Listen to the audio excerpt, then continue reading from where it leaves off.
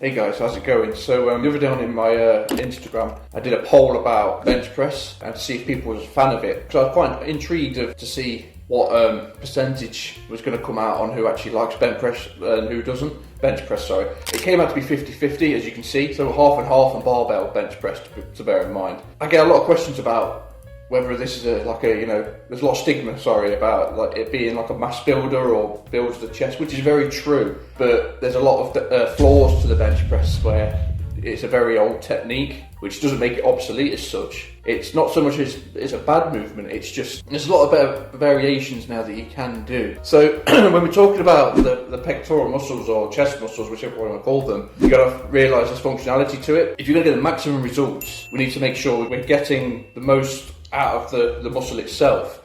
You know, whether if your game is weightlifting, then this ain't going to probably be much good advice to you. But if you're bodybuilding, then yes, definitely, because the function of the pectoral muscle is to bring the arm across the chest or down across the chest, right? You got to take that into account really, because whilst overload is everything, you don't always need to go super heavy, is what I'm trying to say. It's more about the actual functionality of the muscle and actually making the muscle work for you. So when you think about barbell bench press, a lot of people tend to keep their arms straight like this and then press, which puts a lot of strain on the tendon here and the shoulder, and the arms are straight. And obviously once you're holding the bar, like you can see, you're pushing up like this, sort of shroud over.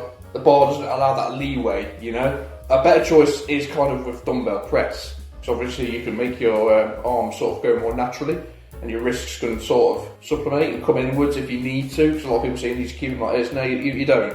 You know, if it feels comfortable more for you to come in and turn a little bit like this, or come inward even, then you do it. You know, because your body is different to everyone else's. You know, if no one else can tell you what you feel, only you know what you can feel. So coming back to barbell, it's kind of straight like this. So I tell people to try and tuck their arms in like this and press it as best as they can. But what I do, my preference, I never do bench press much anymore, because I just think there's better movements out there. But if I was sort of to do bench press, I normally do them on the Smith machine. So I do them quite a lot in all fairness, but they're classed as like not a proper bench press.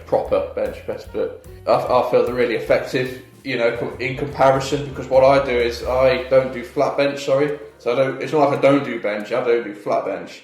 What I do is I do a slight decline. You'll find most of the decline equipment you'll see at the gym is like this, so vertical, so when you actually take it off the rack, it feels like you're slipping down the bench this way, you know, because it's a decline. So all I do is, whenever I'm going to incline or decline, depending on where I want to hit, I just put a few plates, as you'll see, under the bench. So it gives me that kind of decline, but it's enough to take it off the strain off this tendon here. Because when you're pressing flat, as I mentioned, there's a lot of strain here. That's where a lot of pec tears come from. If you ask anyone about a pec tear, it's going to be on barbell bench press 9 out of 10 times. This helps take that out of the equation, because what it does is... Sorry, postman just... If you're pressing on too much of a decline, you can sort of come like this.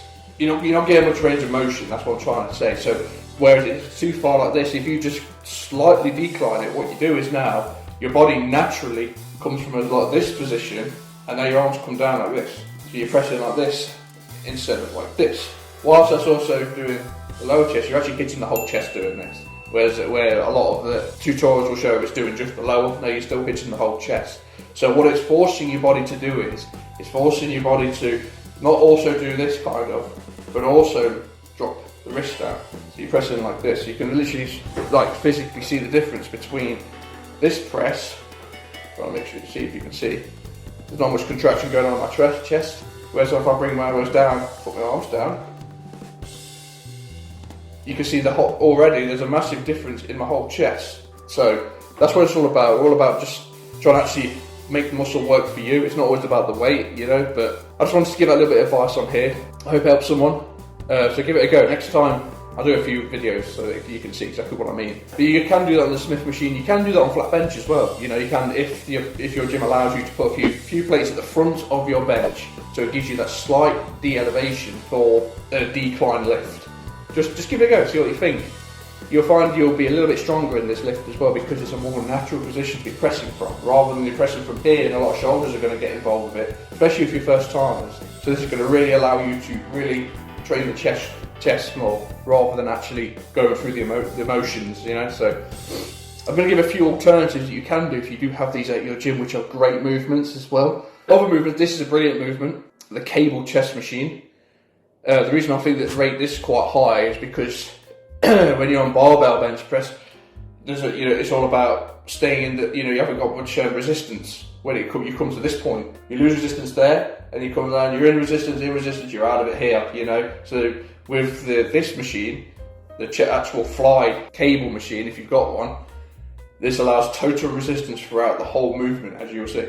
You don't lose any of that resistance in the chest, so it's a good finisher. Or you could, if you've got troubles already, you've already got injuries, let's say, this is a good alternative for that movement. So the only things I tend to do, which is flat, is mainly dumbbell flies. The reason for that is because I can control a lot of the range of motion when it's flat, right?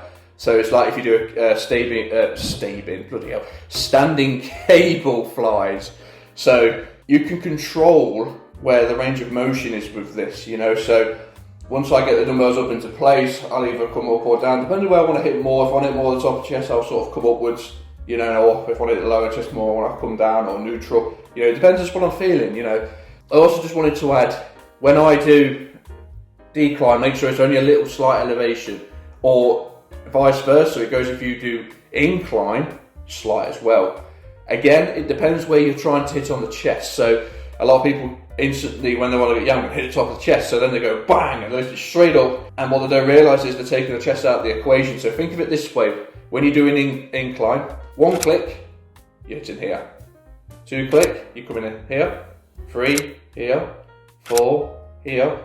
So the more clicks you come up, you're coming more out. This is on incline now, bearing in mind. So I always want to hit this inner part because this gets quite a lot of attention anyway through pressing alone. So if I want to hit this inside part of the chest, I only do 1 click. So you'll find I'll just go one click up, and you'll feel a massive difference in your chest workout because it's functionality of the muscle, how it works, how it responds, and how it's done as well is an important role. Yeah, I just wanted to add that really I can't talk. Wanted to add that really quick, just to also influence your chest workouts, make them, just improve them a little bit if I can. So yeah, so try next time.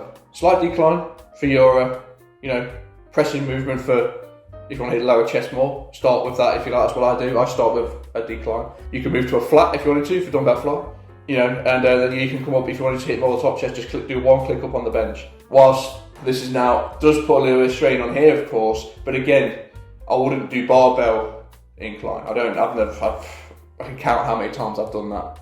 So, not saying it's a bad movement, I don't feel in me, when I come down it's very tight here, and it doesn't work for me as much as people told me I should be doing it. It's like, nah, I've found better ways now to build my chest. So again, you can press it, and then this is really good for, like, say, incline dumbbell flies. That's really good to do for there. You can really come up and bend your arms a little bit, so you can really come in tight, and just really squeeze the top there. But if not, pressing dumbbells fine, it's fine with a slight incline, remember. And you can come up and really press like this. So same again, you're still taking this tendon out of the equation in some ways because you're not pressing like this, you're now pressing upwards like this. In theory, you're not going to do as much weight, you're going to be more controlled. So yeah, I just wanted to add that as well. So yeah, take care guys, and thank you for watching.